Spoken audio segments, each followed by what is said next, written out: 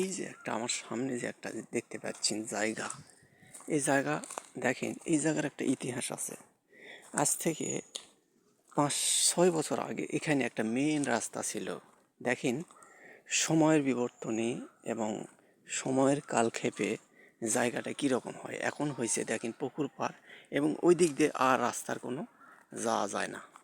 তো সুতরাং এই যে সময়ে মানুষ পরিবর্তন হয়, ঠিক তেমনি জায়গা পরিবর্তন হয় এবং রদবদল হয় এবং রাস্তাঘাটের পরিবর্তন হয় এবং সব কিছুর একটা আনয়ন পরিবর্তন আসে। এই যে যেমন দেখেন, এই যে আমার সামনে এই যে আমি যেটা এই গাছটা লক্ষ্য করে দেখাচ্ছি, এখানে এককালে মানে আমরা ছোটোবেলায় দেখছি যে এখানে একটা অনেক বড় রাস্তা ছিল, যে রাস্তা দিয়ে মাঠঘাট এবং অন্য গ্রামেও যাতায়াত করা হতো। কিন্তু এখন দেখেন জঙ্গলে ভর্তি।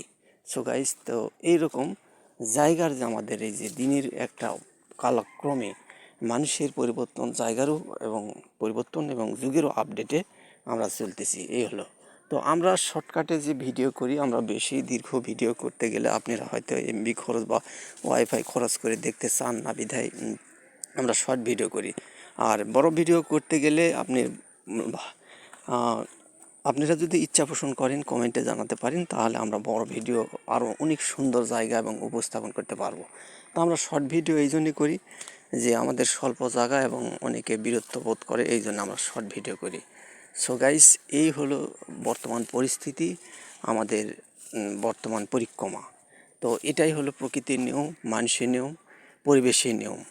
তো এই যে এই জায়গাটা দেখালাম, এই জায়গাতে এককালে ছিল অনেক একটা বড় একটা রাস্তা, কিন্তু আজকে কালক্রমে দেখেন পুকুর পাড় এবং ঝোপ জঙ্গলে ভর্তি হয়ে গেছে।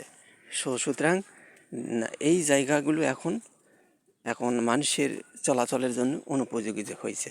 তো এইভাবেই সিস্টেম মতো দুনিয়ার সিস্টেম, মানে এক কথায় পালাক্রমে এই সিস্টেমটা হয়ে থাকে। দেখেন সো গাইস, এই যে জঙ্গলে যে বাঁশের ঝোড়, এটাই মেন রাস্তা ছিল, কিন্তু আজকে সেই রাস্তাটি আর নেই।